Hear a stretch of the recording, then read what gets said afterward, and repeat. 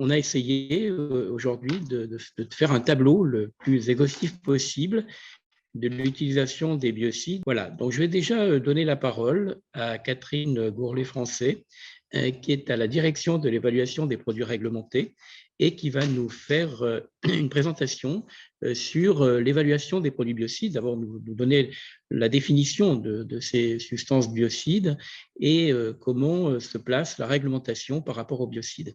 Catherine, je vous donne la parole. Merci, bonjour à tous.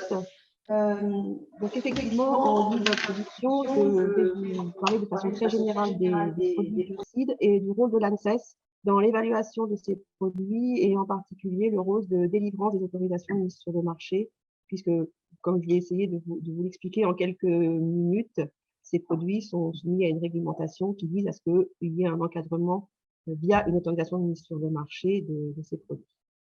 Donc, peut-être en guise d'introduction, si j'arrive à passer à la diapo suivante, un mot général pour définir ce que c'est qu'un biocide. Alors, il y a une réglementation réglementaire qui est issue d'un règlement européen. C'est un produit biocide, c'est une toute substance ou mélange constituée d'une ou plusieurs substances actives qui est destinée par une action ou une autre à rendre inoffensifs les organismes nuisibles. Et dès lors qu'on est sur une action qui est autre qu'une simple action mécanique ou physique, et qu'il y a une substance active qui est incorporée à ce produit biocide, on est réglementairement sous la définition d'un produit biocide. En pratique, ça constitue un ensemble extrêmement vaste de produits qui ont été catégorisés en 22 types de produits, ce qu'on appelle TP dans notre jargon. Et si on prend des exemples, dans les 22, on a toute une catégorie de désinfectants, donc TP1 à 5. En particulier, les TP1, je pense que tout le monde les connaît, c'est constitué essentiellement les gels hydroalcooliques et tous les produits de désinfection de la peau.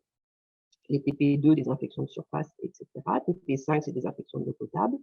Il existe aussi l'ensemble des produits de protection, en particulier les TP8, qui sont destinés à la conservation du bois, donc tous les lasures qui peuvent être utilisés. Il y a ce qu'on identifie facilement comme les produits biocides, c'est-à-dire les produits destinés à lutter contre les nuisibles, donc les insecticides ou les rodenticides, mais également dans cette catégorie les répulsifs et les attractants. Et enfin, dans les dernières catégories, il y a les inclassables, et en particulier, donc là j'ai mis des exemples qui étaient destinés essentiellement au grand public, les peintures anti-salissure qui sont les TP. Donc tous ces produits qui constituent un ensemble extrêmement vaste, dont une bonne partie sont aussi largement utilisés par du grand public, sont catégorisés comme des produits biocides. Ensuite, quel est leur encadrement en France et en Europe? Le principe qui rend les choses peut-être un peu complexes à appréhender, c'est qu'on est sur une réglementation européenne qui se met en place et elle est organisée en 2 étapes. Tout d'abord, il y a un établissement d'une liste positive de substances actives par type de produit. C'est-à-dire qu'au niveau européen, on évalue substance par substance celles qui, in fine, après évaluation, mériteront d'être mises dans un produit, de rester dans un produit biocide. Cette liste est encore en cours de construction. Et une fois que les substances actives, leur sort en est jeté au niveau européen, elles ont été approuvées ou non. Pour celles qui ont été approuvées, les produits qui contiennent cette substance active sont soumis à autorisation de mise sur le marché. Et dans ces cas-là, au niveau national ou au niveau européen, il y a une évaluation de chaque produit individuel, de son efficacité, des risques possibles pour l'homme et pour l'environnement, en vue de délivrer une autorisation de mise sur le marché. Donc, on est aujourd'hui dans un système, dans une transition, en quelque sorte, entre ce qu'on appelle un régime transitoire, qui est le régime pour lequel les substances actives n'ont pas encore été, l'évaluation n'est pas encore finie. Pendant cette période transitoire, les produits sont sur le marché sans autorisation préalable et donc sans évaluation par une autorité publique au préalable. Il y a nécessité quand même d'un certain nombre d'obligations pour le metteur sur le marché, en particulier un enregistrement, déclarer la composition auprès des centres anti-poison, un certain nombre d'obligations liées à l'étiquetage du fait que ce soit des produits biocides. Et le metteur sur le marché est responsable des revendications qu'il indique sur son étiquette et de tout ce qui concerne les usages et les conditions d'emploi préconisées. Et demain, si la flèche arrive, c'est dommage, j'avais fait une jolie animation. On a de nouveau un problème de télécommande. À l'issue on évolue progressivement d'un régime transitoire à un régime qu'on appelle pérenne, c'est-à-dire une fois que le règlement sera pleinement en place, où le produit est soumis à une évaluation scientifique, à l'issue duquel les usages et la mise sur le marché de ces produits sera encadré par ce qu'on appelle un résumé des caractéristiques des produits, comme c'est le cas aujourd'hui pour les médicaments vétérinaires ou les médicaments humains.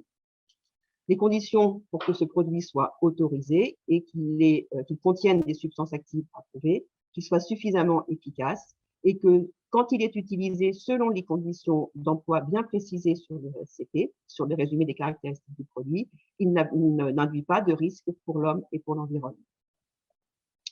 Donc, aujourd'hui, en 2021, on est en fait dans une phase où il y a une certaine catégorie de produits qui sont sur le marché en régime transitoire et d'autres produits qui sont sur le marché en régime pérenne, ce qui peut complexifier la compréhension qu'il y a de l'encadrement de ces produits.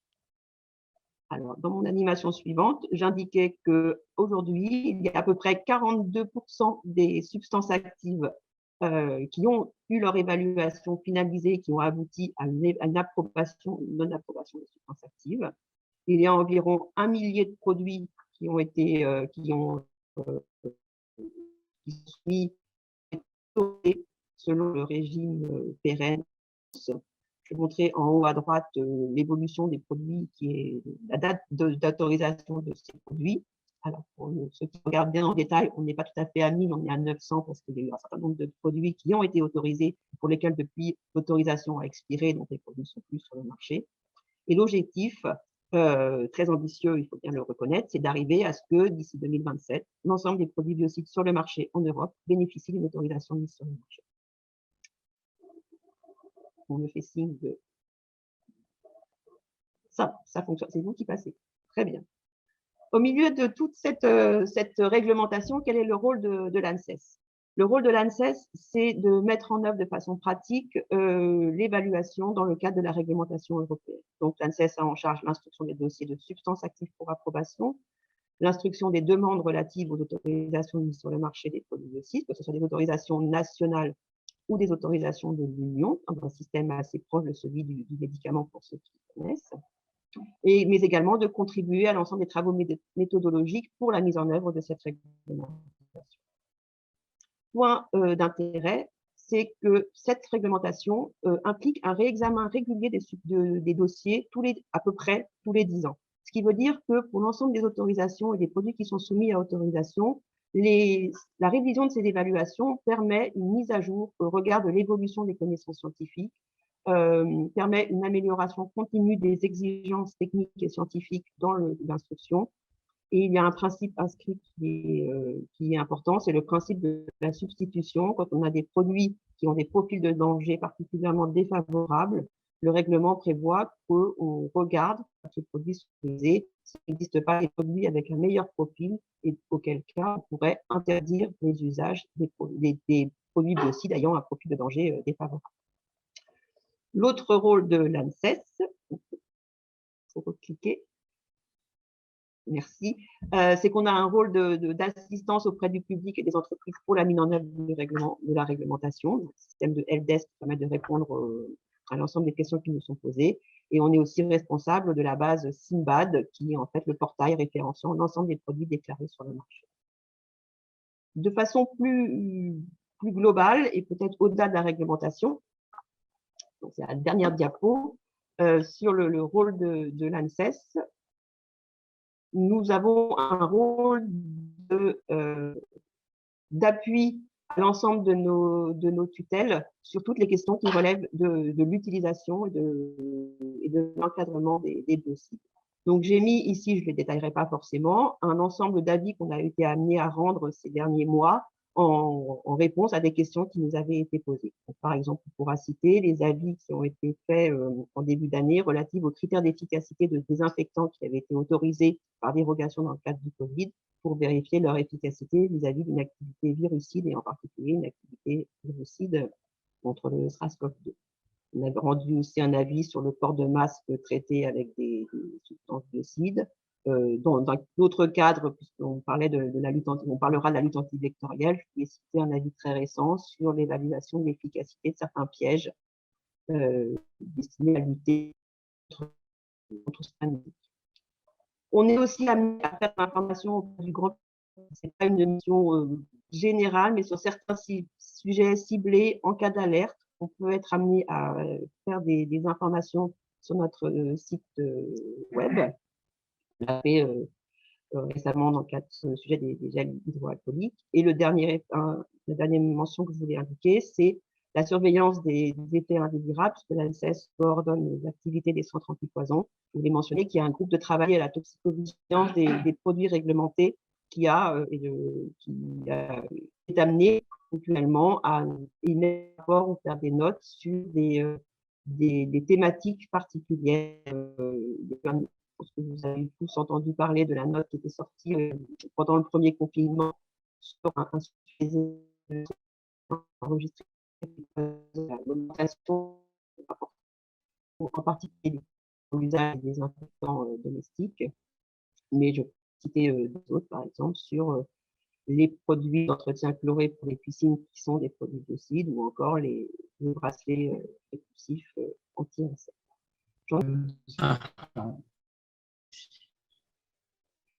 Ça a coupé la conférence? Non, c'est bon. Voilà. Je ne sais pas si on m'entend. Oui, si, on vous entend. Confirme, on entend plus. Voilà, donc la première question portait finalement, on donne une évaluation des substances et ensuite une AMM au produit. On demande si on aura la connaissance de l'ensemble de la composition du produit. C'est-à-dire qu'actuellement, l'obligation, est-ce qu'on va vers une meilleure connaissance de l'ensemble des ingrédients des produits biocides? Alors, dans le cadre d'une autorisation de mise sur le marché, le metteur sur le marché doit fournir la composition intégrale de son produit et nous en tenons compte dans l'évaluation. Question rapidement, on parlait de seuil inacceptable. La notion de seuil inacceptable, pour donner les choses de façon très simple, ce qu'on appelle un risque inacceptable, c'est une méthodologie qui est une méthodologie très classique dans l'évaluation du risque, c'est-à-dire qu'on évalue un niveau d'exposition au regard de l'usage, et ce seuil d'exposition est comparé à une valeur toxicologique de référence. Et si ce seuil d'exposition est inférieur à la valeur toxicologique de référence, on considère qu'il n'y a pas de risque inacceptable. Voilà. Il y a un ensemble de documents guides sur lesquels on pourrait se référer. Je pourrais donner des références si besoin. Merci beaucoup. Je vais donner la parole maintenant à Philippe Carinco, qui est hygiéniste au centre hospitalier de Hyères, à qui j'ai demandé de parler des biocides dans le monde hospitalier. Alors, merci Philippe de nous présenter ce que vous faites finalement dans votre établissement et les travaux que vous avez menés aussi au niveau national sur l'usage de ces biocides ou du moins la limitation de l'usage de ces produits dans le monde hospitalier. Merci Philippe.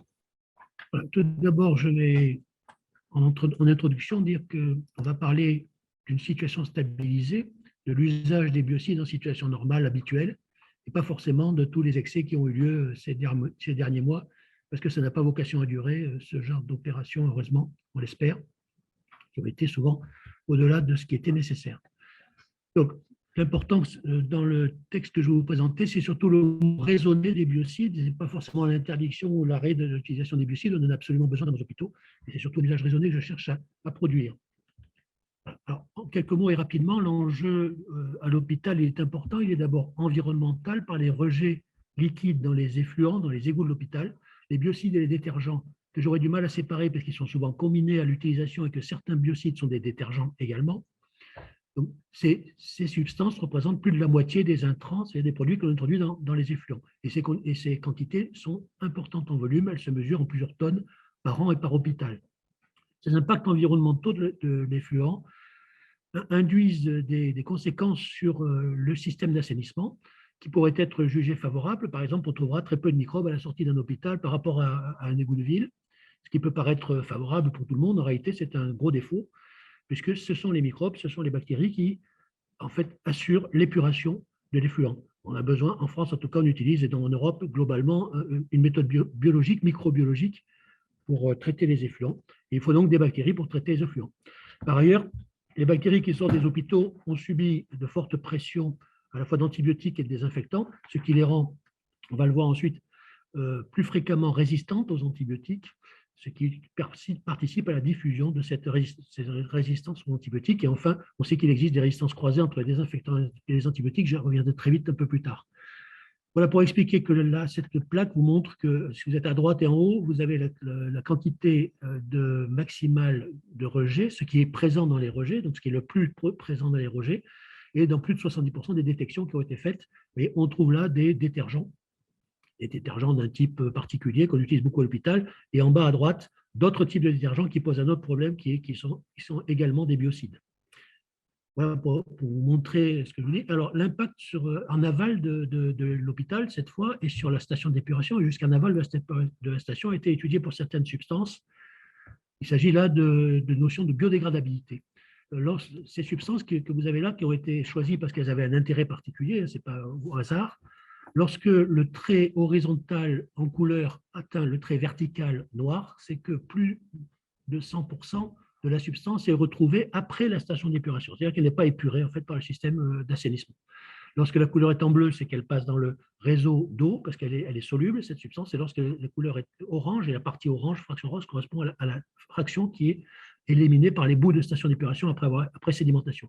Et on voit qu'un certain nombre de substances ne sont pas éliminées, c'est d'intérêt, parmi lesquelles un certain nombre de tensioactifs, c'est-à-dire de détergents. Et puis, pour ce qui est des désinfectants, on est dans la discussion, une partie est dégradée, mais une grande partie se retrouve également dans les bouts de station et va ensuite continuer sa vie, je dirais, dans le milieu naturel, cette fois des sols. Et vous voyez qu'il y a également des substances, ça c'est très intéressant, qui sont multipliées dans le réseau d'assainissement, qui sont produites en excès, qui sont surproduites à l'issue de l'assainissement parce que le jeu des combinaisons, recombinaisons moléculaires est favorable à la recombinaison parce que dans le milieu, il y a ce qu'il faut pour refaire de la substance. Alors, ce sont des produits qui, quand ils sont identifiés, sont bien sûr interdits, sont interdits à la circulation, interdits à la vente, mais d'abord, ils peuvent pénétrer toujours sur le marché, malgré toute la police qu'on peut faire, et puis on les découvre au fur et à mesure de ce qu'elles arrivent. Voilà. Alors, la suivante, cette fois, ça ne marche plus, donc passez-moi la suivante, s'il vous plaît. Là, le diapo, je pense que les piles sont… Hop, je suis allé trop vite. Voilà. Alors, autre enjeu important, c'est l'enjeu résistance aux antibiotiques lié à l'utilisation de désinfectants. Ce sont des substances qui peuvent paraître différentes pour nous qui les utilisons, qui les fabriquons, que les consommons, mais au niveau des bactéries, le mécanisme d'action et de réaction à ces substances est le même, elle consiste simplement à vouloir survivre. Donc, lorsque vous soumettez une espèce bactérienne à un stress, elle a deux modes de réponse, soit un mode de sélection particulière qui permet par mutation de trouver une réponse qui est un peu plus lente à arriver, mais très efficace parce que très pointue, soit une réponse générale au stress qui est toujours la même, quelle que soit l'agression. C'est là que peuvent jouer la co-résistance entre les résistants, des bactéries qui deviennent résistantes à la fois aux antibiotiques et aux désinfectants.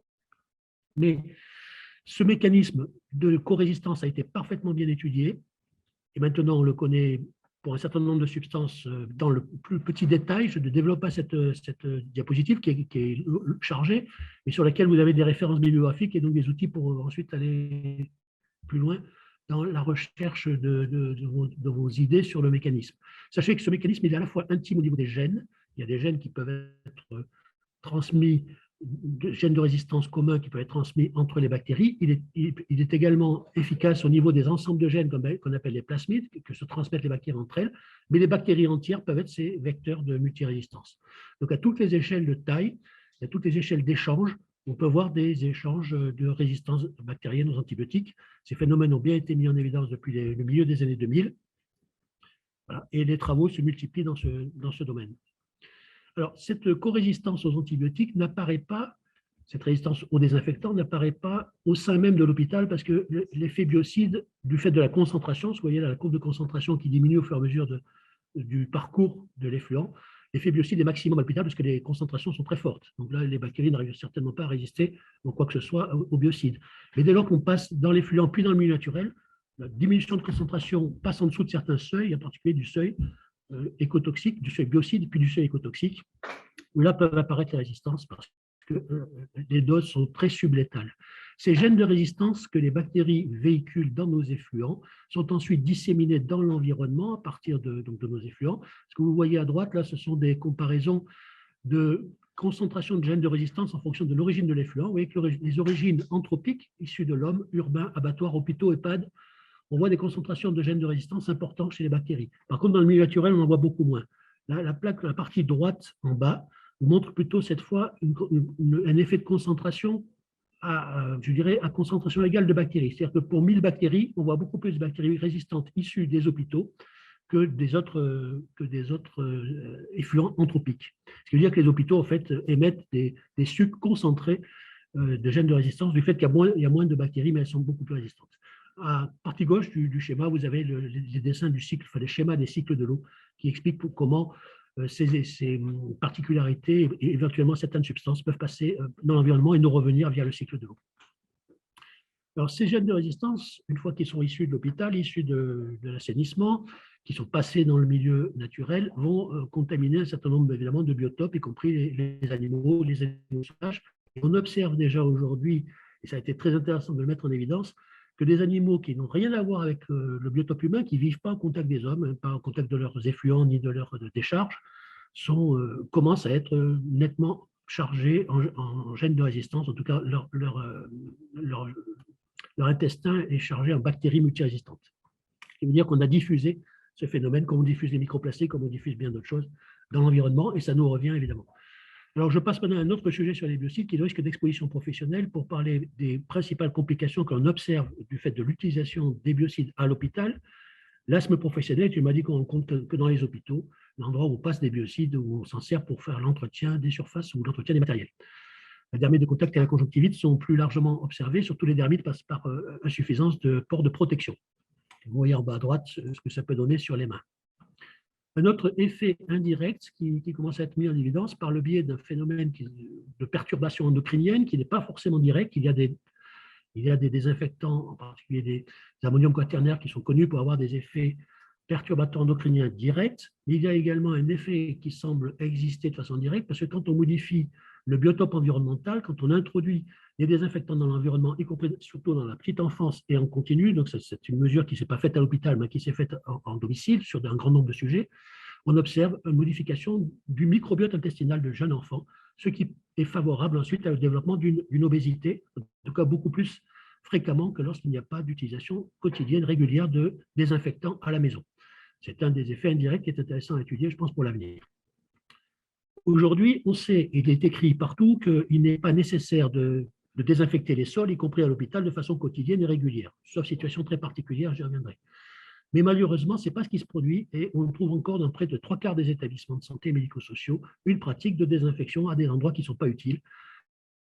Donc, une consommation importante de produits, d'autant que les sols, en surface, c'est les plus gros consommateurs.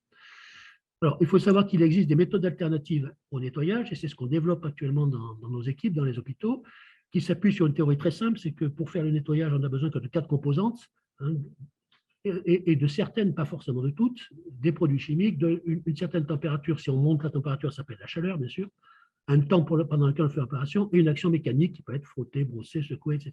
Selon la répartition de ce que l'on met dans nos méthodes de nettoyage selon ces 4 composantes, on a plus ou moins d'impact sur notre environnement, et donc on sait mesurer l'impact en fonction de la fraction de chacune de ces 4 composantes qu'on utilise dans notre méthode de nettoyage.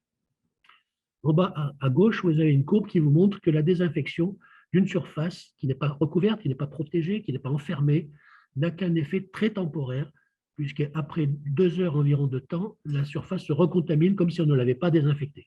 Et donc la désinfection est une opération au résultat momentané, c'est quelque chose qui est bien connu, mais qui n'est pas perçu par tout le monde. Lorsqu'on désinfecte, c'est pour un temps donné très court, en général, qui doit être donc, on doit appliquer cette désinfection uniquement au moment où on en a besoin. Enfin, je dirais que l'efficacité des désinfectants tels qu'on nous les présente, parce qu'ils sont présentés avec des normes qui sont pratiquées en laboratoire, cette efficacité n'a rien à voir en général avec l'efficacité que l'on observe lorsqu'on fait des mesures. Et donc, elle est très surestimée par les utilisateurs, cette efficacité. Non seulement dans le temps, mais aussi dans l'efficacité sur le nombre de bactéries détruites par usage. Donc, on peut mettre en place des méthodes alternatives qu'on appellera usage raisonné pour la routine, pour le nettoyage en routine. Je ne parle pas des cas particuliers. Donc, on s'appuie sur des nouvelles technologies. Je dis nouvelles parce que les microfibres, c'est milieu des années 90, donc ce n'est pas quelque chose de très ancien. Ce sont des textiles particulièrement efficaces, à caractère plus abrasif, bien sûr, et plus rétensif que le coton, plus facile aussi à entretenir. Des machines, de la mécanisation, sur des machines rotatives, ou bien des nettoyages par la méthode vapeur. Ensuite, en matière de produits, on peut sélectionner ces produits de façon à avoir non pas une origine pétrochimique qui est beaucoup plus difficile à biodégrader, mais une origine biosourcée, voire probiotique, c'est-à-dire à base de bactéries. Oui, on peut nettoyer à base de bactéries aussi. Et puis, on peut surtout utiliser des concentrations réglementées, enfin, réglées par des centrales qui ne le font beaucoup mieux qu'à la main.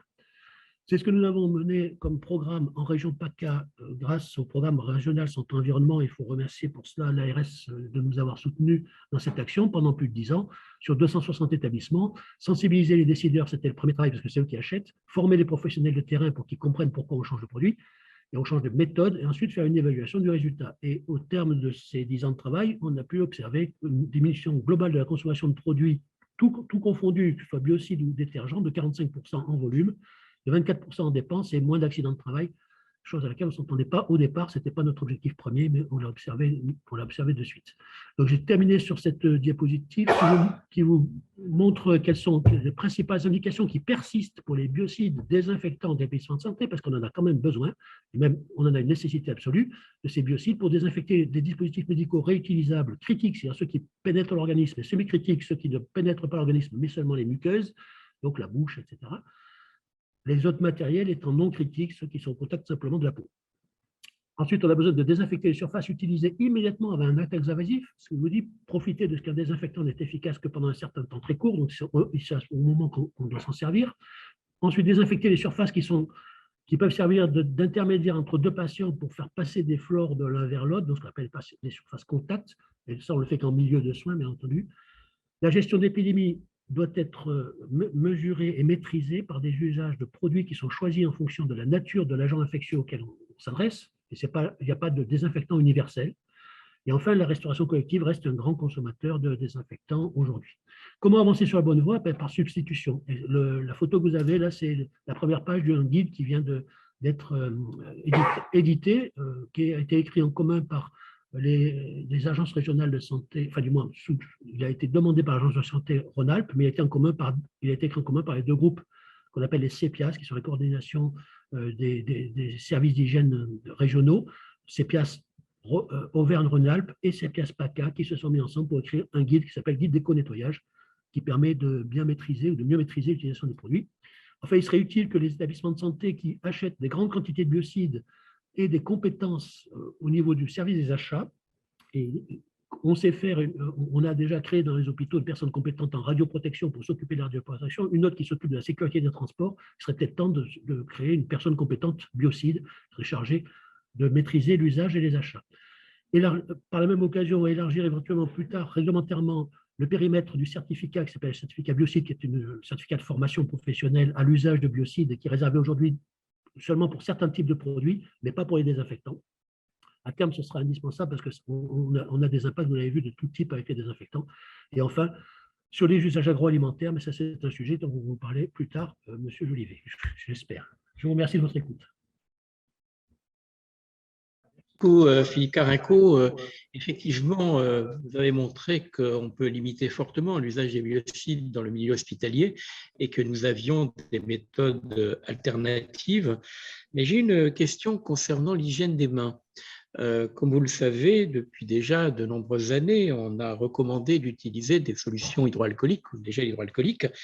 Et une personne nous demande le problème en fait de l'éthanol.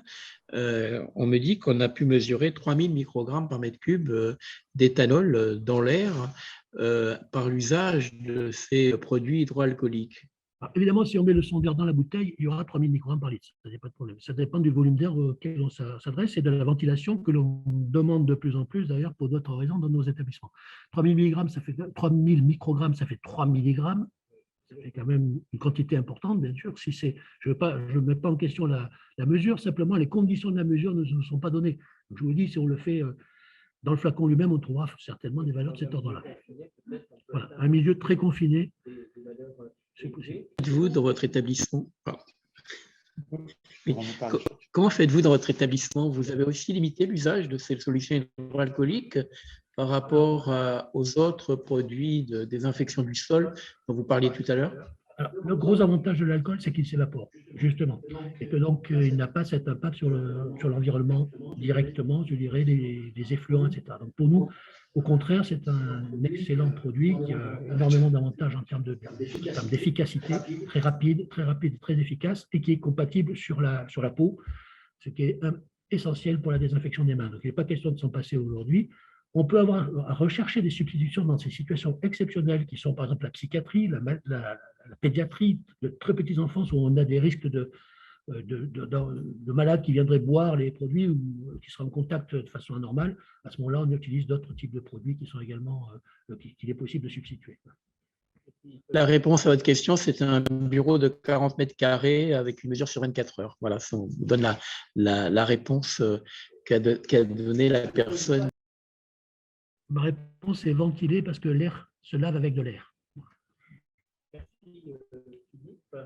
Il y avait d'autres questions, mais je reviendrai aussi sur cette question d'autres aspects concernant justement l'utilisation notamment des solutions hydroalcooliques chez l'enfant. Philippe Hartmann, merci pour ta présence, Philippe. Alors, on souhaitait également parler, au-delà du monde hospitalier, du monde de la petite enfance. Et tu as travaillé notamment avec d'autres collègues sur les crèches. Et donc, je te remercie de nous faire part de ton expérience de l'usage, ou du moins de l'imitation de l'usage des biocides dans le monde de la petite enfance. Merci, Philippe. Merci pour votre invitation. Le travail que je vais vous présenter est dans la droite ligne de ce qui vient d'être présenté par Philippe Carinco, et je dois préciser qu'il a commencé il y a longtemps, c'est-à-dire il y a plus de 10 ans, et qu'en particulier, la directive sur les biocides, la directive européenne n'existait pas, donc on s'est livré à un petit travail qui allait dans ce sens. Donc, première diapositive, est-ce que vous pouvez mettre en plein écran? Je ne touche à rien pour le moment. Donc, ce travail a été réalisé en commun entre le département environnement et santé publique de la faculté de médecine de l'Université de Lorraine et une association qui, à l'époque, s'appelait Écolo-Crèche, qui dit bien ce que ça veut dire, et qui, depuis, a changé et est devenue Label Vie parce que s'intéressant à la labellisation des établissements, en particulier des crèches, mais pas seulement des crèches, et donc on verra les résultats de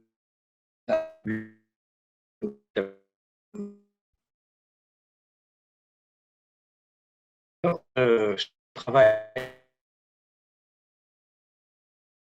et des partenaires dans la qualité. Et le travail représente une étude qui a porté sur une partie des 600 crèches de cette association, dont 300 sont labellisées ou relabellisées. Je n'ai rien fait.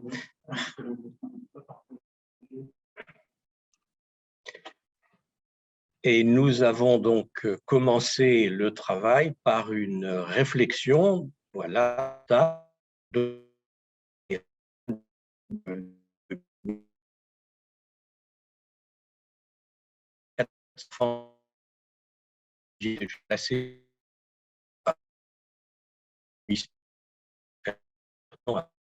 les enfants. Et alors, on a une exposition maximale des enfants. Vous connaissez tous les enfants qui sont sans arrêt par terre, portent tout à la bouche et ainsi de suite. Donc, une exposition maximale des enfants. Et d'autre part, pour le personnel, tel que ça a été dit tout à l'heure, une possibilité aussi d'effets néfastes sur la santé du personnel compte tenu de la fréquence d'utilisation. Il y avait, dans cette enquête qu'on a réalisée à ce moment-là, des idées reçues, c'est-à-dire que les produits d'entretien conventionnels n'étaient pas dangereux car ils étaient autorisés et qu'ils étaient absolument indispensables pour protéger les enfants des agents pathogènes, et qu'enfin, le nettoyage, alors écologique, on parlait d'éco-nettoyage à droite, est insuffisant contre les pathogènes. Donc, on a voulu essayer de tordre le cou à ces deux pensées par deux études. La première qui a été une étude pour la caractérisation des dangers associés à l'usage des produits d'entretien en crèche et une deuxième sur l'étude d'efficacité de produits d'entretien plus naturels. Première étude, les crèches, lieux de vie qui se sont avérés pollués pour nettoyer et préserver la santé des enfants. Pour ce faire, on a donc en 2010-2011 lancé une étude par une enquêtrice qui est allée visiter 36 établissements et qui a relevé tous les produits d'entretien utilisés et qui a sélectionné en même temps des produits plus éco-responsables et non formulés. Ensuite, un questionnaire a été adressé pour un total de 157 établissements avec une représentativité nationale, 1/3 de crèches publiques et 2/3 de crèches privées, et une population de 5200 enfants. Et on a recueilli à ce moment-là 128 produits utilisés, ce qui correspond à 169 molécules avec un cas plus ou moins identifié, avec leur fiche de données de sécurité. À partir de ce moment, une étudiante de master de santé et environnement a essayé de se lancer dans un classement des molécules retrouvées en prenant en compte des critères tels que la persistance dans l'eau et dans l'air, la bioaccumulation, les caractères classiques de toxicité, cancérigène, mutagène, reprotoxique, perturbateurs endocriniens, et en ajoutant ce qu'on appelle des phrases de risque, c'est-à-dire quand il y avait un certain nombre d'hypothèses qui pouvaient être formulées. C'est vraiment un problème, j'en suis désolé. Les conclusions de cette étude, au départ, et qui avait encore beaucoup de données non disponibles, encore une fois, on est en 2011-2012, qu'il y avait des molécules indésirables dans les produits d'entretien utilisés en crèche, avec des caractères perturbateurs endocriniens, cancérogènes, mutagènes et reprotoxiques, et que pour chaque produit, donc on a déterminé un score, on va y venir juste derrière, et il a été proposé à ces crèches volontaires de n'utiliser que des produits bien classés dans ce classement. Bien entendu, ce classement est tout à fait critiquable et il faudrait ajouter des paramètres relatifs à la neurotoxicité, aux impacts sur le rein, le foie, les intestins, le système immunitaire des enfants qui est tout à fait important, et puis bien clarifier pour et les décideurs, est-ce qu'on a besoin de molécules pour nettoyer les crèches. Ce classement a été fait de façon relativement facile avec une catégorie rouge, c'était des produits qui étaient considérés comme indésirables parce qu'il y avait présence d'une molécule que nous considérions comme indésirable sur les 36 qui étaient perturbatrices endocriniennes ou avec un caractère CMR. Encore une fois, on est en 2011-2012 et ou fortement sur une liste des 12 produits recensés comme orange peu recommandable si présence de 3 molécules fortement cumulables sur les 39 bioaccumulables qui avaient été listés, substance indésirable supérieure à 3. Réserve.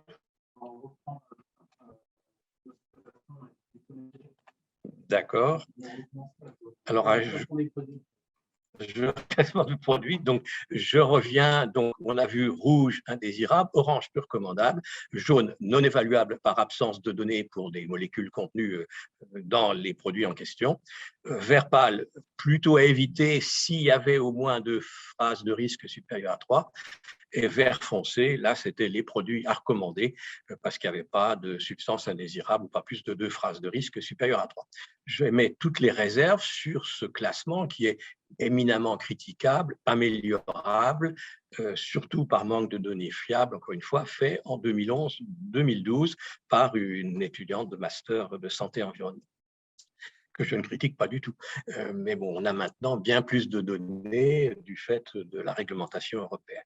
Donc, à partir de ces produits, des tests d'efficacité ont été réalisés, et je vais aller très vite.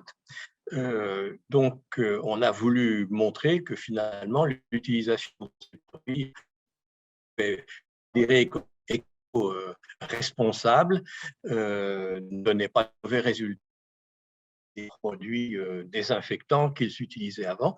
Donc, ça a été réalisé dans 4 crèches volontaires, le départemental du régional environnement. Je passe sur tous les détails prélevés, le plus scientifique possible, cuisine, salle de change, les jouets, salle de sommeil, les tapis pendant 6 mois, et avoir avec une médecine un certain nombre d'organismes, des essais. Alors, on demande s'il y a des études, on vous fout les résultats. Alors, les résultats, je ne détaillerai pas parce qu'on est en train de prendre du retard, montrent qu'il y a une maîtrise tout à fait correcte des entérobactéries et des staphylocoques quand on utilise une méthode de type bio-nettoyage un peu plus écologique, et que la flore totale est respectée. J'ajoutais, mais je ne veux pas en faire pour le moment la publicité, un résultat qui m'est arrivé ce matin où on a comparé dans des écoles cette fois-ci, des cours de récréation bétonnés ou asphaltés et des cours de récréation reverdis, et au niveau de la flore cutanée des enfants. Et on aurait, je ne sais pas le conditionnel, de bons résultats quant à la flore cutanée des enfants dans le cadre d'une cour de récréation un peu plus écologique qu'une cour de récré classique que j'ai pu fréquenter pendant mon enfance. En conclusion, il faut dire que ce travail a été réalisé dans un ensemble de labellisation des crèches. Donc, on ne peut pas séparer clairement l'action du bio-nettoyage par rapport aux autres actions qui ont été menées dans les crèches labellisées, qui étaient volontaires. Bon, je vous ai mis quelques chiffres, par exemple 25% de réduction de la consommation d'eau en moyenne et jusqu'à 81% de baisse, mais ce n'est pas seulement lié au nettoyage, réduction de la consommation d'électricité, rien à voir. Ce qui est plus intéressant, c'est que 77% des crèches en 2019-2018 utilisent au moins 100% de produits éco-responsables, ce qui a conduit à des économies non négligeable sur le budget produit d'entretien. La crèche qui a le plus économisé a économisé jusqu'à 3 455 €. Plus intéressant encore, c'est une diminution de l'absentéisme du personnel qui est en moyenne de 68% sur les crèches qui ont participé à ce label et 34% de baisse d'absentéisme des enfants en moyenne. Les économies générées pour les structures, alors encore une fois, toutes mesures confondues, vont de 600 à 12 000 € en comptant les économies d'eau et ainsi de suite, et pas seulement les produits de bio-nettoyage, et que 1 € investi dans la démarche label permet une économie de plus de 20 € pour l'ensemble des parties prenantes. Donc, je vous fournis, si ça veut bien marcher, les référents à contacter si vous voulez. Puis-je avoir la dernière? Et c'est fini.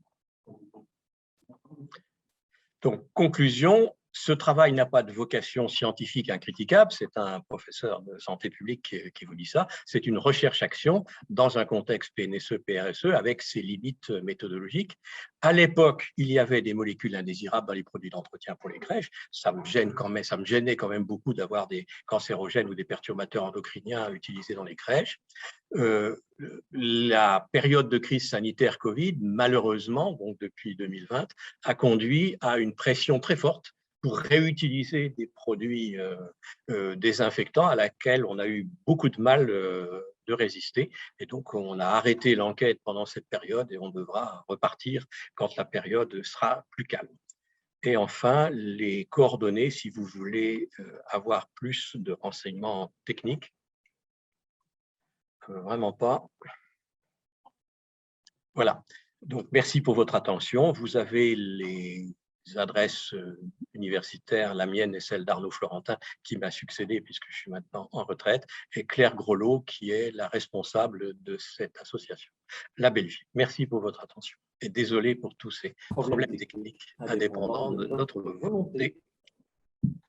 Merci beaucoup, Philippe, et désolé effectivement pour ces petits problèmes techniques pendant ton intervention. En fait, je te remercie beaucoup d'avoir montré qu'on pouvait finalement limiter fortement l'usage de ces les études montrées par Philippe Carinco et Étienne montrent bien qu'on peut utiliser d'autres méthodes de nettoyage.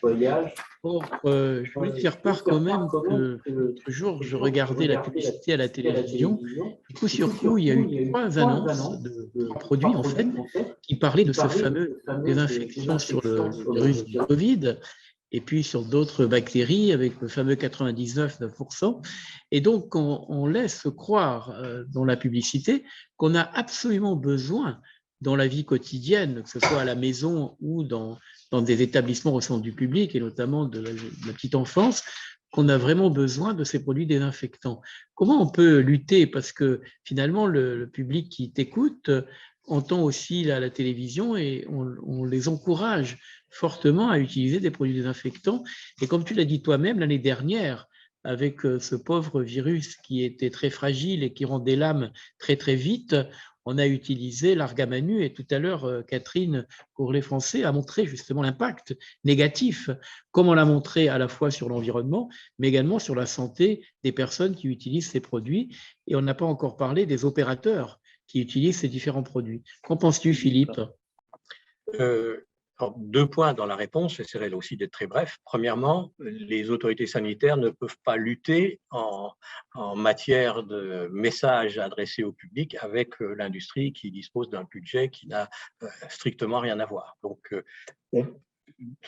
Madame Gourlet-Français est témoin. Je suis membre de la commission biocide de l'ANSES. À de nombreuses reprises, en tant que membre de cette commission, nous avons alerté l'ANSES et les autorités sanitaires, étant aussi témoins au sein du Haut Conseil de santé publique, sur tous ces dérapages. Je me suis installé après ma retraite dans une ville où on a commencé à désinfecter les rues en pulvérisant des désinfectants hauts. Donc, j'ai poussé immédiatement des hurlements auprès du directeur des services techniques de cette ville en disant « Qu'est-ce que vous faites ?» Donc, heureusement, ça a été arrêté. Mais c'était un ordre politique. Donc, il y a beaucoup à faire pour qu'on réussisse à convaincre, nous, scientifiques, à la fois les hommes politiques et d'autre part les sociétés qui ont tout intérêt à en vendre le plus possible. Et puis le deuxième exemple que je prendrai, c'est le problème des masques, où là aussi on s'est retrouvé face à une inflation de masques soi-disant bactéricides, alors il l'était peut-être, virucides, excuse-moi, il l'était peut-être, mais qui incorporait un certain nombre de molécules dont certaines d'entre elles, bon, une en particulier, l'oxyde de zinc, est interdit par la directive biocide qu'on mettait directement au contact des gens. Et donc là aussi, il y a une certaine responsabilité des fabricants dont on se demande s'ils connaissent la réglementation biocide. Bon, l'ANSES a réagi et tout, mais ce n'est pas à moi de prendre la parole par rapport à ce sujet.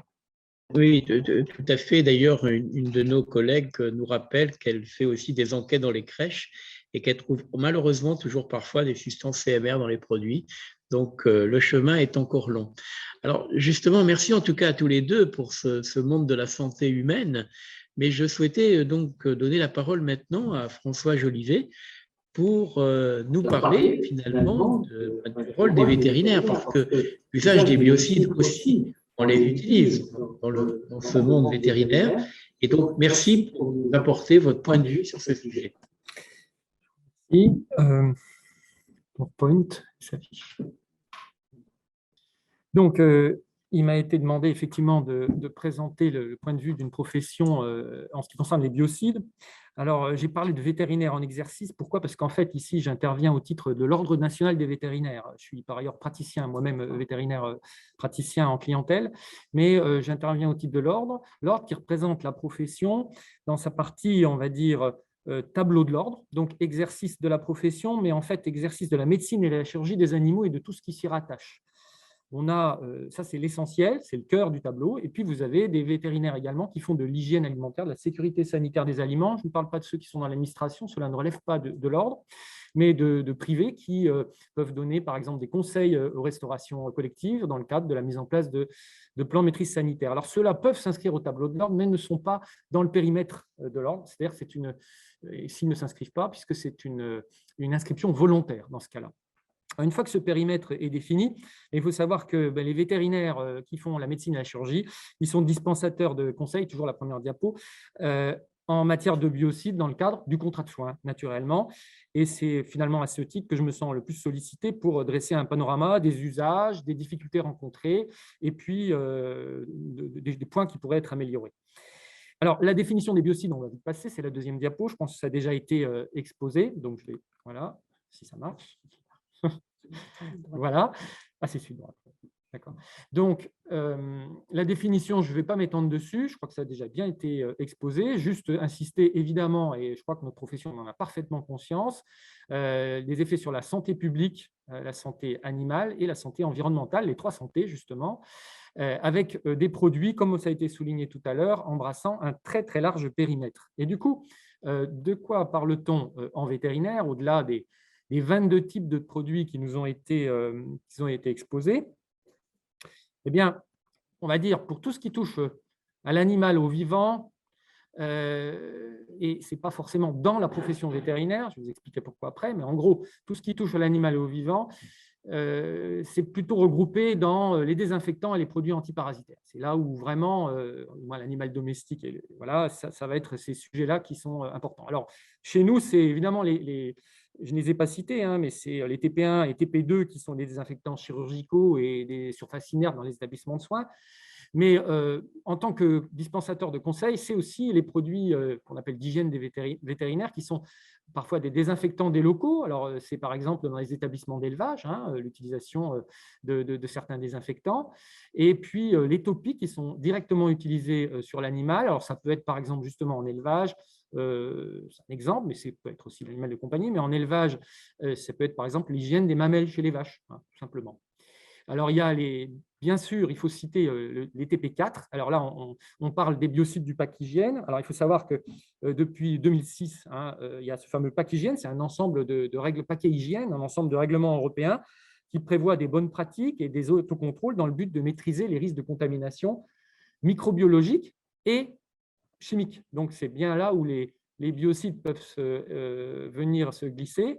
Le contact avec les surfaces alimentaires, avec derrière des possibilités de contamination si les processus de nettoyage ne sont pas faits correctement, des problèmes parfois de concentration du fait de la technologie de fabrication, par exemple la concentration de certains biocides qu'on peut observer dans les fromages, ou bien même carrément la formation de néoproduits à partir du fait des processus technologiques dont on ne maîtrise pas forcément les conséquences sanitaires.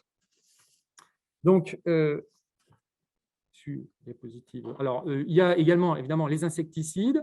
Alors, en ce qui concerne les insecticides, là, on a les insecticides qui sont… Pardon, je vais revenir en arrière, si vous voulez bien. Ah, je crois que je suis en train de faire tout à l'envers. C'est en haut, hein, pour revenir en arrière. Voilà. Les insecticides, alors qu'on expliquait, qu'on peut utiliser dans l'environnement, et puis les répulsifs qui peuvent être appliqués sur les animaux de façon très marginale, en tous les cas, pas par le circuit vétérinaire, les rodenticides, enfin qui posent parfois des problèmes toxicologiques, évidemment, dans notre profession, avec l'intoxication des animaux domestiques. Alors, l'état des lieux, j'ai voulu faire un petit état des lieux, mais déjà, il faut préciser en préliminaire que quand on parle de biocides dans le domaine vétérinaire, il faut savoir que le vétérinaire, au fond, il dispense des conseils, mais il représente finalement un très faible volume de vente ou d'écoulement de biocides par rapport à tout ce qui se vend en matière de biocides pour l'animal ou autour du thème de l'animal. Et donc déjà, c'est quand même un peu difficile de donner une évaluation, un état des lieux correct de l'ensemble de cette thématique. En ce qui concerne les vétérinaires aussi, c'est même compliqué parce que pour m'être rapproché par exemple de ma centrale d'achat qui vend médicaments et différents types de produits, je me suis rendu compte que les biocides n'étaient pas répertoriés facilement dans leur base de données dans une catégorie particulière qui puisse donner une idée des volumes qui sont consommés à l'échelle du pays. Il faudrait aussi se rapprocher des producteurs, hein, pour avoir une idée, hein. Donc ça n'a pas été fait. Ce que j'allais dire aussi, c'est qu'en aval, on a une fois les biocides vendus et mis dans le commerce et parfois donc utilisés, on les retrouve donc dans le commerce en vente libre dans un certain nombre de cas, donc avec les propriétaires d'animaux de compagnie qui achètent, parfois sans conseil, avec les professionnels. Alors, la vente se fait beaucoup dans le domaine de la production animale par les laiteries, les groupements de producteurs, par différents organismes autres que le vétérinaire.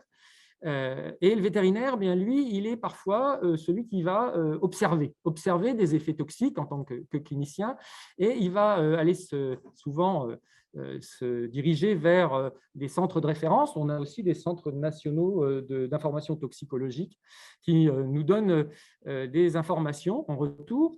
Mais il faut savoir qu'au niveau, par exemple, d'un centre national comme le Centre national d'information toxicologique à Lyon, on n'a pas, à l'intérieur de la base de données, au fond, un répertoire qui permet assez rapidement d'avoir une idée statistique des déclarations, très facilement, parce qu'en fait, les produits ne sont pas dispatchés sous cette rubrique-là. Alors, ils ne sont pas regroupés sous cette rubrique-là, ils sont parfois dispatchés en plusieurs catégories. Bon, d'autre part, il faut savoir que le vétérinaire, il déclare des effets toxiques, mais au fond, il est astreint essentiellement à une pharmacovigilance, et la toxicovigilance pour les biocides, elle n'est pas rentrée dans les mœurs, et je ne crois pas qu'il y ait un cadre réglementaire qui définisse ce genre d'obligation. Néanmoins, les vétérinaires font des déclarations avec des produits, des effets toxiques de certains produits dits vétérinaires, qui sont par exemple des produits d'hygiène des oreilles, des choses comme ça, et les choses remontent à l'ANSES. Ce qui est sûr, c'est que je n'ai pas le sentiment qu'on est actuellement, en gros, une intégration de toutes ces données avec une possibilité de communiquer entre les bases de données. Déjà, côté veto, la base de données, elle n'est pas très étayée finalement, elle n'est pas très formalisée. Et je pense que dans ce domaine, on aurait peut-être des progrès à faire. Alors, quelle garantie offre finalement la profession vétérinaire? Étant dispensatrice de conseils, mais aussi vendeur de biocides, c'est une question légitime, d'autant que nous ne sommes pas astreints aux certibiocides en ce qui concerne la vente par le vétérinaire à des professionnels de l'élevage, par exemple, pour leur usage personnel. S'il y a une vente qui se fait en direction d'un prestataire de service qui va réaliser lui-même des opérations de désinfection, à ce moment-là, oui, il faut le certibiocide pour celui qui va vendre, même le vétérinaire, mais dans la plupart des cas, on n'est pas astreint à ce certibiocide. Il faut savoir quand même qu'il y a des garde-fous, heureusement.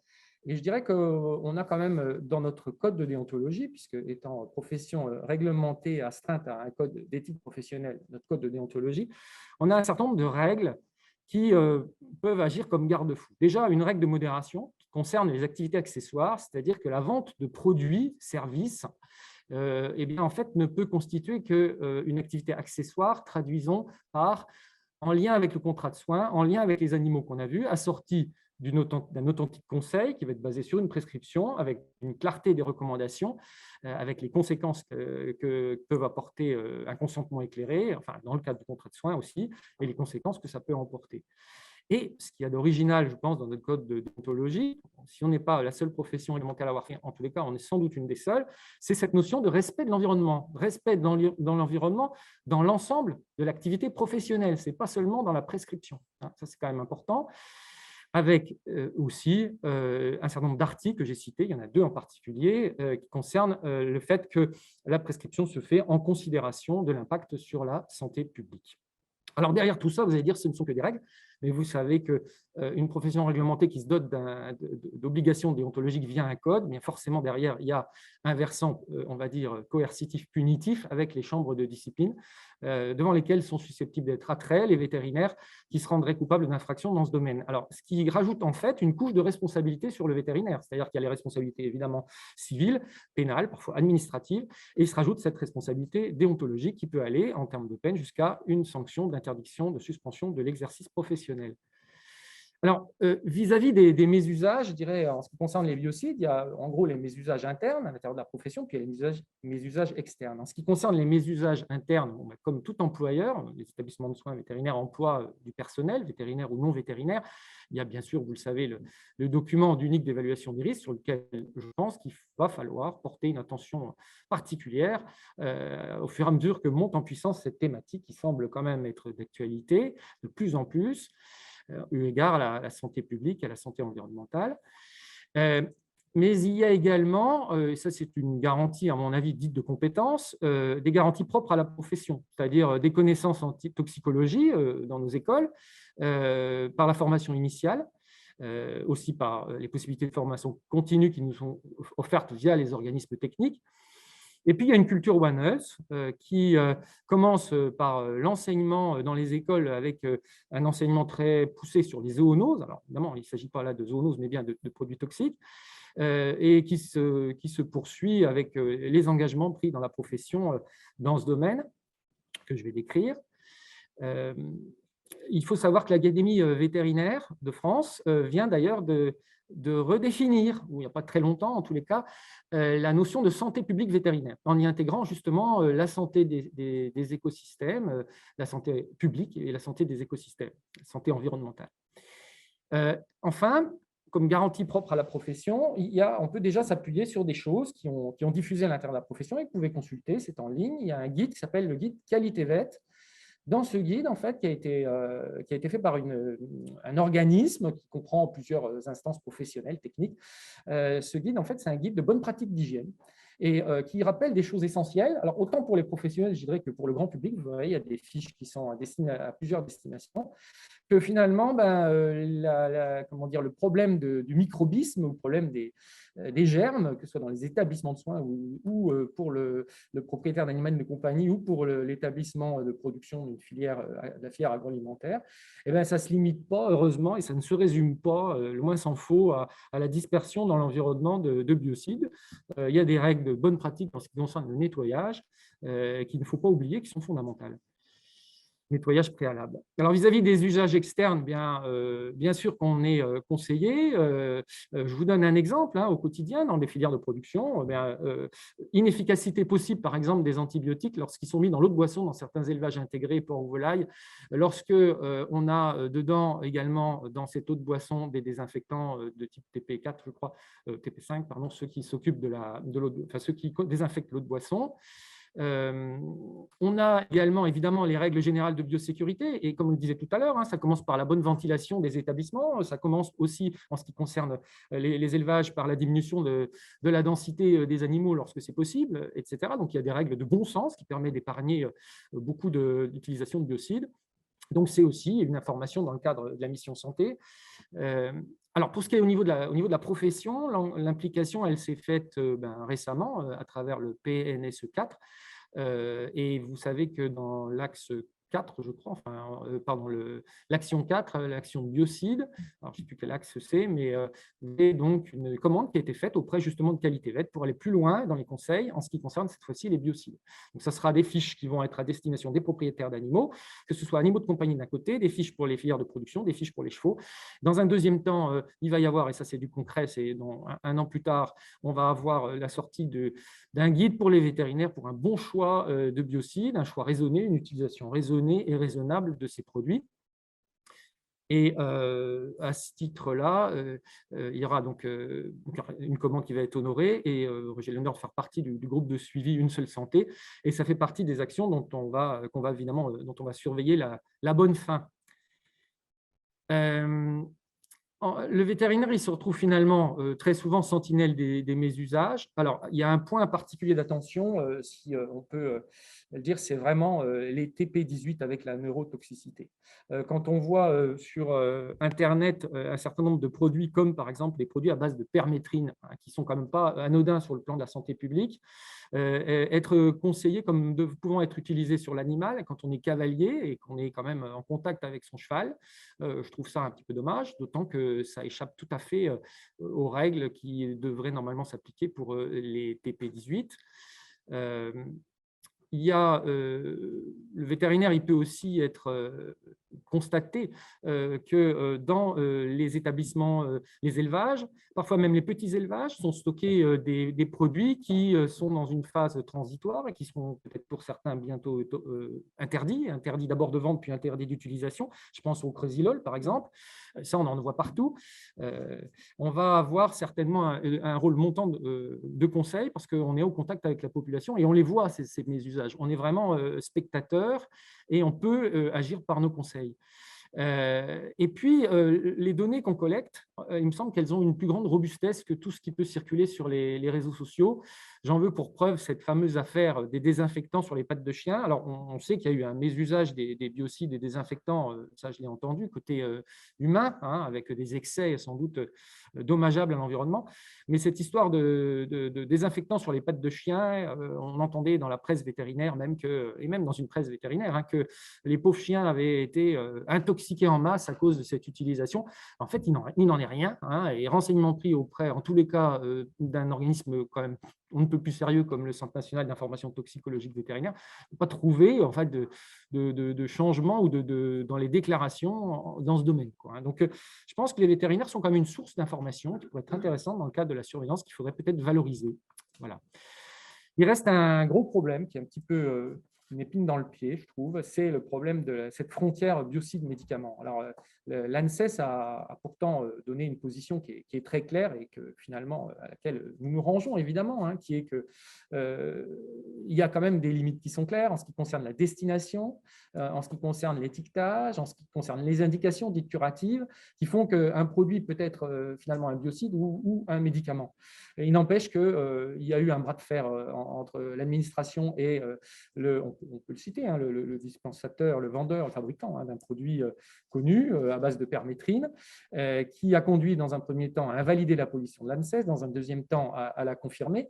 Mais finalement, à l'échelle européenne, les choses ne sont pas si claires que ça, puisque ce même produit est vendu en tant que biocide, alors que la description même qui en est faite, c'est celle d'un médicament, hein.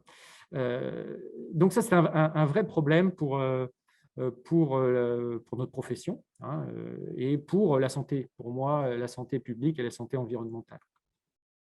Donc la conclusion, mais qu'est-ce qu'on peut apporter? Évidemment, c'est tout ce que apporte en principe une profession réglementée, c'est ce qui justifie la réglementation d'une profession, hein, c'est la compétence à cause du niveau d'études, l'indépendance, l'impartialité, la formation qui doit être parfaite, améliorer certes dans ce domaine, mais qui est déjà là, le maillage à cause de la proximité avec la population.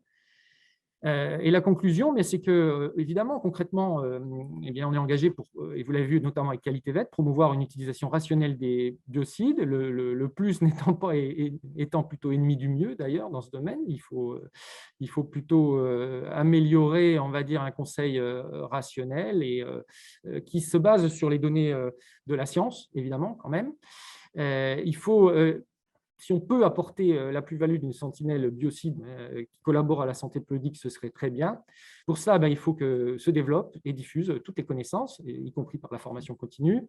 Et puis peut-être que soit évalué l'intérêt d'une biocidovigilance vétérinaire qui puisse être intégrée dans un ensemble, hein, parce que je pense que les données peuvent ensemble apporter quelque chose si elles sont mises en harmonie, si elles sont mises en musique, hein, pour pouvoir communiquer entre elles.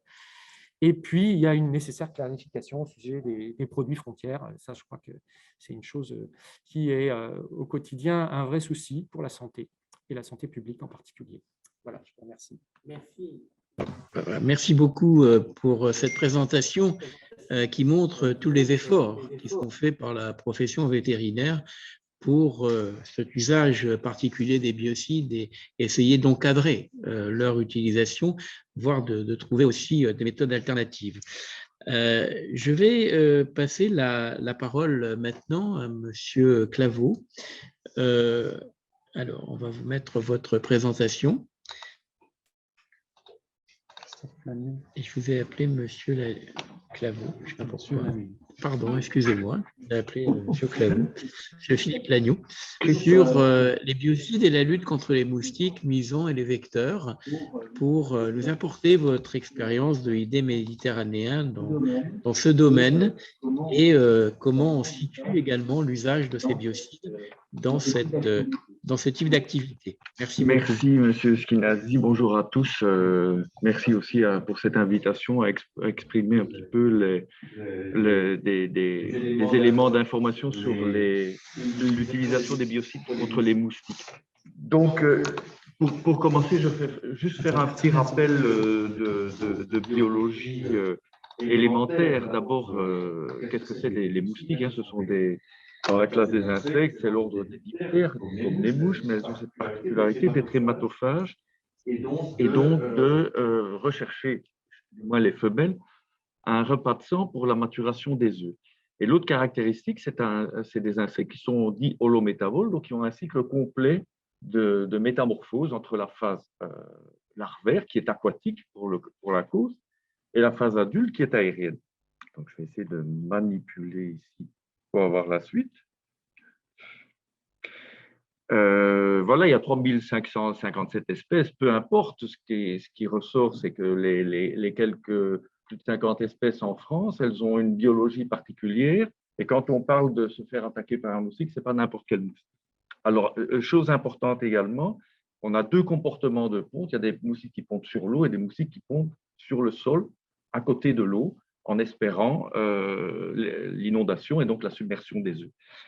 Alors, c'est une stratégie aussi chez ces insectes qui est très particulière, qui font qu'il est particulièrement embêtant pour nous, c'est le fait qu'elle est très prolifique. On parle d'un statut de reproduction R, contrairement à K, donc il y a une nombreuse descendance, et donc ça traduit aussi une vie dans des milieux assez difficiles, et donc une grande mortalité dans les espèces. Alors, fort du paysage que représentent ces moustiques, on a deux aspects. Il y a l'aspect très nuisant, et on va plutôt exprimer pas le petit moustique qui vient vous piquer la nuit, le soir, qui est un moustique des milieux urbains, mais plutôt celui des milieux naturels, des zones humides souvent à submersion temporaire, qui font que, effectivement, en France, on se retrouve dans un certain nombre de situations sur la façade atlantique, sur la façade méditerranéenne ou dans la zone rhône-alpine, avec des sites particuliers, des zones humides très particuliers qui ont des configurations différentes d'un endroit à l'autre, hein, qui soient soit en bord de fleuve, soit en bord de mer, et qui génèrent là la production de moustiques qui nécessite effectivement de mettre en place une lutte collective. Et c'est ce qui a été de longue date, hein, vous voyez quelques dates qui apparaissent sur les différents sites qui sont identifiés. Ça fait plus de 60 ans que ça existe dans certaines situations, comme en Méditerranée.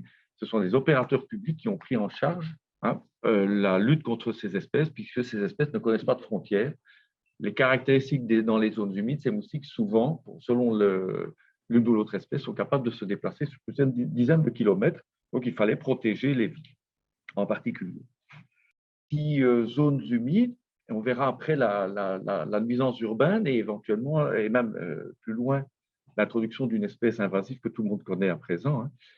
Je pense que j'ai été trop vite. Donc, là, on est sur les zones urbaines. Donc, voilà. Donc, dans les zones humides, alors les caractéristiques sont particulières. Donc, c'est des zones humides qui sont mises en eau temporairement. Les œufs sont présents sur le sol et l'immersion génère ici des émergences dans des temps extrêmement courts. Et parfois, nous avons plusieurs dizaines, des centaines, voire des dizaines de milliers d'hectares sur des saisons importantes.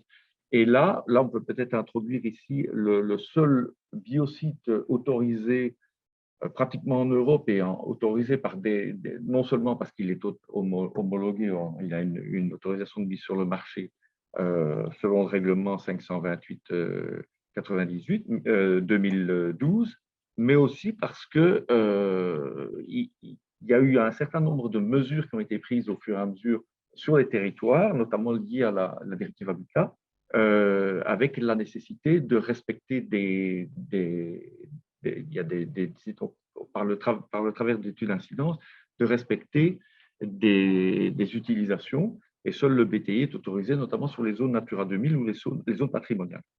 Donc, les opérateurs ont développé tout un aéropage de moyens d'intervention pour pouvoir traiter ces moustiques.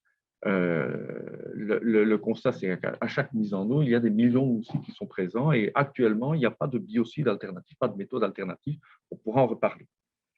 Donc là, j'avais une diapositive sur la zone urbaine. C'est un problème un peu moins prégnant, mais ce moustique, il est cosmopolite, il est sur les 5 continents aussi. C'est les culex, en particulier Culex pipiens. C'est un moustique qui vit dans les zones anthropiques, les vides sanitaires, les fossés, les bouches d'égout, etc. Donc, des eaux assez chargées en matière organique.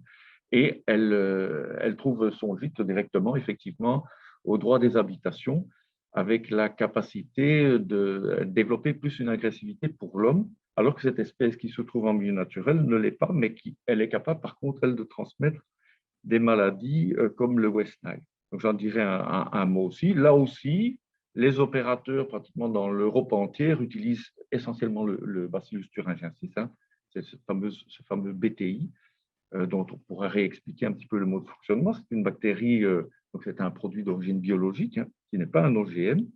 Et accessoirement, au-delà des opérateurs, il peut y avoir des utilisations par notamment les sociétés 3D, d'autres produits aussi et encore autorisés en Europe, qui sont les régulateurs de croissance. On trouve par exemple périproxyphène, diflubenzuron et S-méthoprène, des produits qui ont quand même un impact sur la faune nocive et donc qui font que, en ce qui concerne les choix stratégiques de lutte au niveau des collectivités, ne sont pas retenus pour les traitements. Je cite également le film de surface, qui s'appelle c'est un extrait de silicone, hein, c'est une huile de surface qui n'est pas considérée comme un biocide et qui est aussi utilisée pour lutter contre cette espèce en milieu urbain, parce qu'elle elle forme un film et les larves ne peuvent pas venir respirer à la surface, donc créant une barrière physique. C'est aussi un mode d'action qui est un petit peu utilisé contre ces espèces. Alors, la nouvelle problématique, c'est bien sûr l'introduction du moustique tigre. Je pense que tout le monde, en Europe entière, mais dans les 5 continents, tout le monde connaît cette espèce. Il y en a d'autres. Hein. La plus emblématique, c'est le moustique tigre Albopictus, Aedes albopictus, qui est d'origine d'Asie du Sud-Est et qui a été introduite sur notre territoire à partir de l'Italie en 2004 à Menton et qui maintenant occupe 60 départements au minimum, avec, comme vous voyez sur les cartes au-dessus, une évolution entre 2006 et 2021 sur des points qui représentent chaque fois des communes. La présence est inexorable et cette espèce se disperse sur l'ensemble du territoire. On pense qu'elle gagnera certainement le nord de la France. Elle est déjà à Paris, bien entendu, urbain. C'est-à-dire une nuisance diurne, donc une agression pour les personnes, les habitants qui étaient inconnus quelques années auparavant. Ils posent des problèmes aussi par rapport à les choix stratégiques de lutte contre les moustiques, parce que finalement, ces moustiques, par exemple, en milieu méditerranéen, le moustique tigre est devenu très présent, eh bien, il masque carrément les efforts qui sont faits pour réduire la nuisance due aux moustiques autochtones issus des zones humides. Alors, le deuxième aspect, c'est, au-delà de la nuisance, c'est son côté extrêmement vecteur avéré d'un bon nombre d'arbovirus. Hein, donc, il y a ici un tableau qui reprend quelques événements. Depuis pratiquement 2010, on a chaque année des petits cas, introduits par les voyageurs, hein, de porteurs de dengue, de chikungunya, avec de temps en temps des cas autochtones qui se passent. Donc, là, on a vraiment besoin d'une stratégie. Je cite aussi le risque de voir s'introduire d'autres espèces d'origine tropicale. Simplement, ce n'est pas le fait du réchauffement climatique, même si ceci peut jouer, hein, c'est vraiment les transports passifs, transports de marchandises intercontinentales qui introduisent l'ensemble de ces espèces. J'ai presque fini. Il y a un petit temps de délai, donc si vous avez un peu de patience. Ah, d'accord. Donc, pour l'aspect nuisance, on en reparlera parce qu'effectivement, les gens ne comprennent pas. On prône la mobilisation sociale. Il faut, en somme, on le sait, pour les moustiques, il faut vider l'eau. Il ne faut pas d'eau pour que le moustique s'installe chez soi. Donc, ça, c'est un message qui est très difficile à passer, qui est répété dans le monde entier, notamment dans les DROMCOM, où nous avons les mêmes problèmes avec une espèce très proche, voire aussi avec cette espèce-là. Donc ça, c'est un autre aspect sur lequel les opérateurs et beaucoup de chercheurs essayent de trouver des solutions qu'on évoquera très rapidement. Par contre, sur le volet antivectoriel, donc la lutte antivectorielle, donc où on cible cette espèce dans la mesure où elle transmet des maladies de manière active, il y a une évolution aussi de la prise en compte par l'État. Donc c'est une maladie à déclaration, les maladies à déclaration obligatoire, hein, dengue, Zika, chikungunya. Donc ces maladies, le fait qu'il faut les déclarer, il y a derrière mis en place toute une procédure, hein, ce qu'on appelle un plan anti-dissémination, qui permet de faire en sorte que quand le virus a été détecté sur le territoire, on fasse tout pour empêcher qu'il se diffuse et créer des débuts d'épidémie, ce qui est tout à fait envisageable, comme ça a été le cas en Italie. Donc ce plan, il délègue ou il sous-traite les opérations de lutte antivectorielle telles que je vais les décrire ici à des opérateurs ou à des privés. Donc, c'est le cas aussi pour l'EID en Méditerranée où nous avons une action sur la région PACA.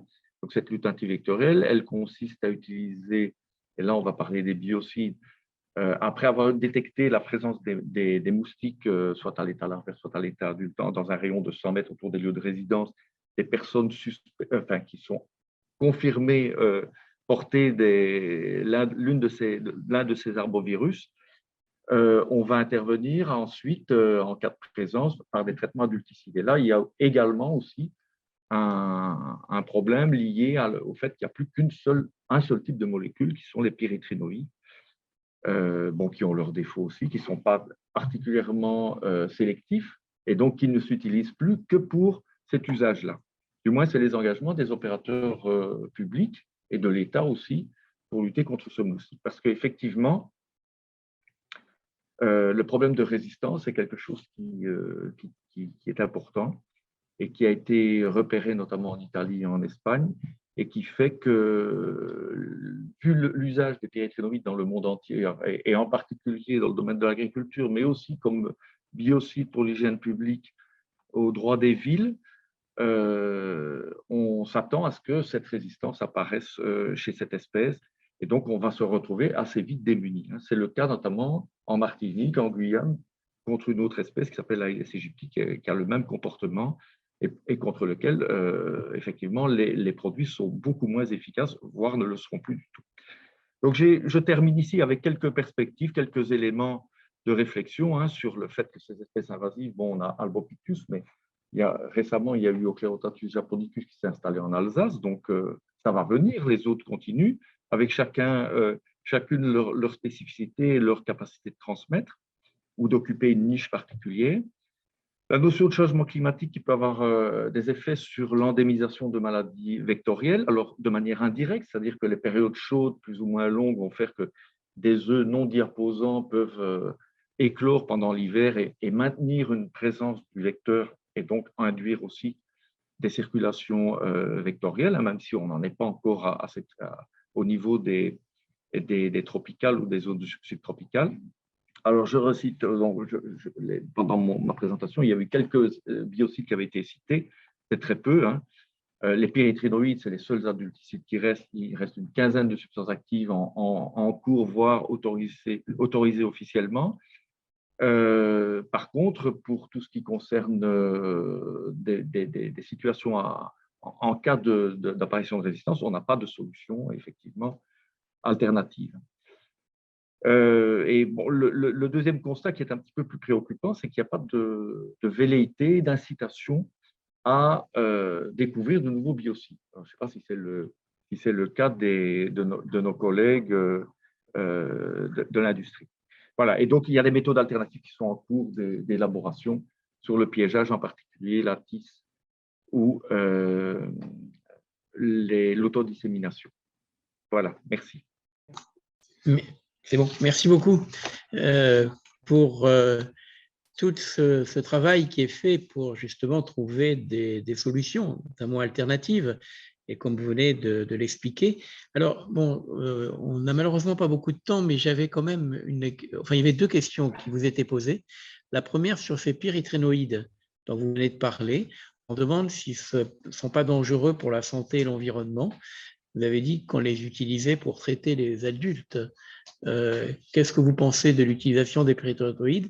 Et puis la deuxième question, rapidement, c'était à propos des rats parisiens, sujet très connu. Je ne sais pas si on pourra donner la réponse sur les rats qui sortent très facilement lorsqu'il y a des travaux dans Paris. Donc, c'est une histoire longue et bien connue.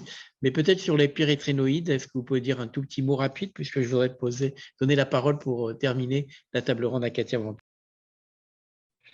Très rapidement, et Catherine pourra compléter, les pyréthrinoïdes ont encore leur usage. Il y a vraiment une résolution de la majorité des opérateurs de ne pas les utiliser en milieu naturel, donc ça c'est pratiquement interdit. On les retient uniquement pour la prescription de traitement autour des cas suspects, et il n'y a pas de traitement de lutte de confort avec ces produits. Donc on est obligé de vraiment les utiliser alors ils ont des effets, mais ce ne sont pas les pires biocides qui existent actuellement. Merci beaucoup. Effectivement, c'est une lutte très ciblée.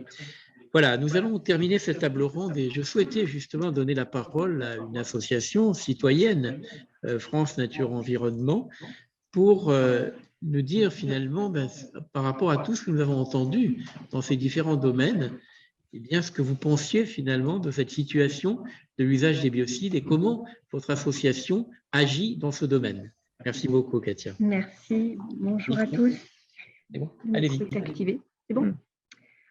Merci déjà d'avoir convié Fabien Schinazi et puis la Société francophone de santé environnement, d'avoir convié FNE à participer à cette table ronde pour donner cette parole et puis effectivement positionner un petit peu nos actions, puisque vous savez, nous sommes très engagés sur l'élaboration et le suivi des PNSE depuis de longues années et que nous avons une activité extrêmement transversale au sein de notre fédération. Moi, je suis bénévole dans le mouvement et je représente le réseau Santé Environnement. France Nature Environnement, pour le situer en quelques mots, est une fédération d'associations qui regroupe un peu plus de 5800 associations affiliées et associations partenaires avec lesquelles on a des intérêts communs, des associations de protection de la nature et de l'environnement, ce qu'on appelle APNE en sigle.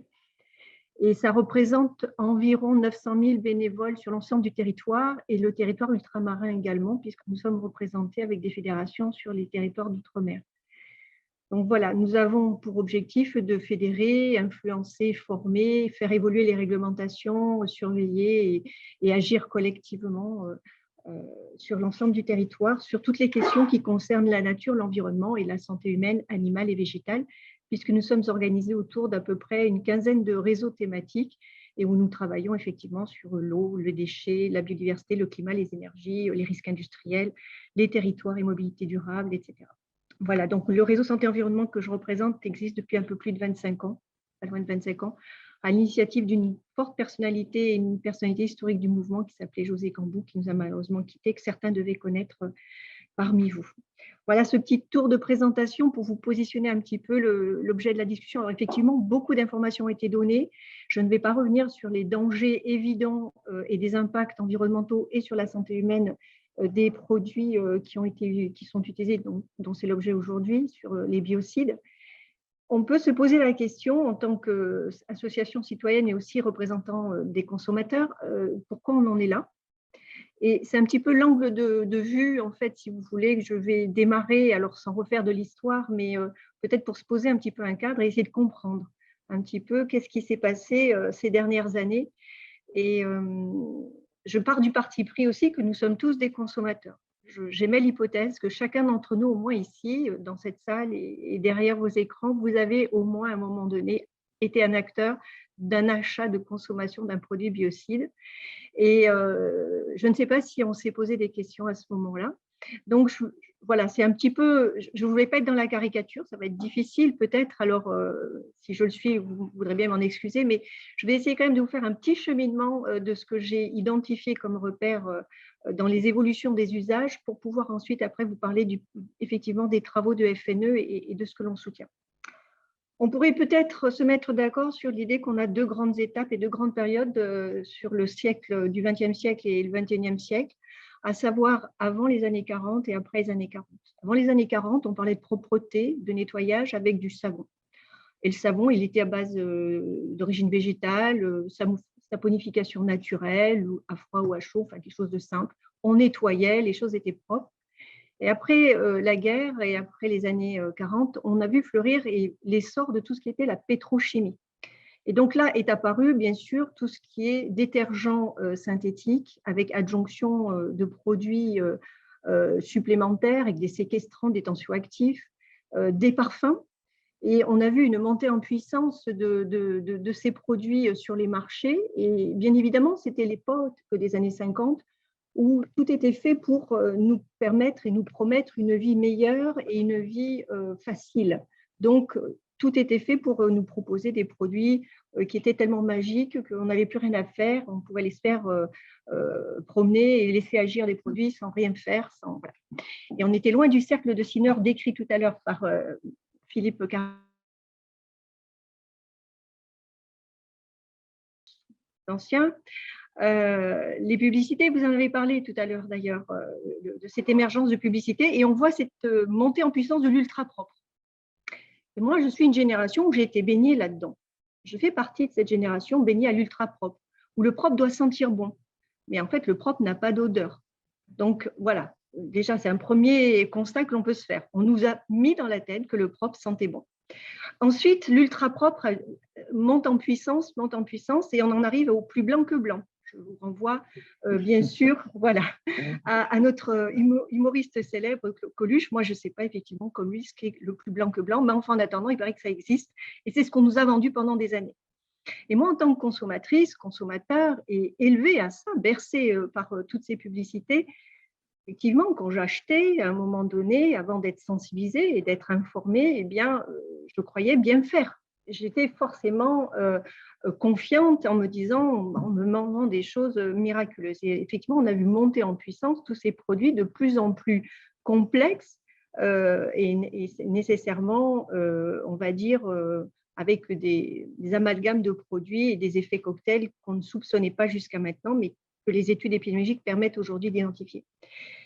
Et puis, il y a un deuxième courant, après cet essor de la pétrochimie qui a montré le nettoyage plus blanc que blanc et l'ultra propre, c'est l'essor des années 90-2000 et plutôt les années 2000, c'est la notion de désinfection dans le quotidien de la vie domestique. Ça a été évoqué avec les crèches notamment et le professeur Hartmann ici. Alors là, tout d'un coup, on ne pouvait plus vivre simplement en étant dans un environnement propre, il fallait qu'il soit désinfecté quotidiennement chez soi et pour tout. Regardez les lessives qui ont apparu avec des produits antibactériens, les produits pour laver la vaisselle aussi. Hein. Il y avait un certain nombre de produits qui existaient sur le marché, qui existent encore, et des lingettes, bien sûr, désinfectantes de surface. Alors, on nous vend comme ça quelque chose de merveilleux et absolument d'un environnement sain, mais en fait, on nous leurre et on nous fait oublier l'essentiel que d'abord, on ne désinfecte bien que ce qui est propre et que la salissure, elle s'enlève d'abord par du nettoyage. Et puis, on oublie aussi, et ça, on ne le sait peut-être pas suffisamment dans le grand public, puisque voilà, on a été bercé à toutes ces illusions d'environnement ultra propre, ultra sain. Il fallait absolument éliminer toute bactérie de notre environnement. Mais les professionnels de santé qui sont ici vous le diront bien mieux que moi, on a besoin de cet environnement bactérien pour pouvoir vivre, construire notre immunité, et qu'on doit vivre avec ce milieu bactérien raisonnablement. Alors voilà un petit peu ce qui explique peut-être pourquoi, face à la crise sanitaire aussi, on s'est retrouvé dans des demandes totalement excessives. Et je peux comprendre que des collectivités, voire des pouvoirs publics, voire même des institutions très, très honorables, hein, aient été tentées effectivement d'aller dans la course, l'escalade à l'usage de désinfection à outrance, excessive, totalement déraisonnable et irraisonnée. Et ce qui s'est traduit de la même chose dans le quotidien dans mes concitoyens, c'est-à-dire qu'on a fait des mélanges et des cocktails pas possibles. D'ailleurs, je pense qu'il y a eu des déclarations en toxicologie avec des irritations, des allergies, vraiment des problématiques de brûlure, etc. Et puis cet usage totalement immodéré et irraisonnable. Comme vous l'avez expliqué, alors des portiques où on nous aspergeait de produits de désinfection, des lavages de rue avec des tas d'aspersions dont on pourrait se poser la question effectivement de la pertinence, de l'intérêt, de l'efficacité. Ça a été redit, je ne reviendrai pas dessus. Par contre, l'impact sur la santé environnementale, quand je dis santé environnementale, j'entends santé humaine, santé animale et végétale, puisqu'il y a un impact majeur sur les cours d'eau de tous ces produits. Et j'ai glissé, vous l'avez vu, du détergent simple au détergent chimique et au biocide. Et finalement, les détergents chimiques posent autant de problèmes finalement dans l'environnement parce qu'ils ne sont pas biodégradables. Voilà ce petit tour d'horizon. Donc, effectivement, on est devant des consommateurs qui ont donc des attentes déraisonnables, mais parce que quelque part, on nous a un petit peu amené à avoir ce mode de pensée-là. Alors, que fait FNE pour ça? Puisque finalement, c'était la question qui était posée. Nous, on travaille et on a beaucoup travaillé, on est quand même extrêmement heureux de voir que dans le cadre du plan national santé environnement 4, l'aspect formation est un axe prioritaire parce qu'on ne pourra, je pense, arriver à des éléments de comportement plus raisonnables que si on arrive à se former tous collectivement, mais aussi le citoyen. Effectivement, on peut penser que la méconnaissance est un élément de la méconnaissance du risque, parce qu'on a le droit d'avoir des craintes elles sont légitimes. On peut, face à l'inconnu du Covid au départ, s'interroger énormément, mais très vite, vous l'avez expliqué tout à l'heure, on a vu et on a su comment on pouvait l'éliminer facilement et comment il était assez fragile dans l'environnement. Et donc, à ce moment-là, on pouvait revenir à des choses beaucoup plus raisonnables.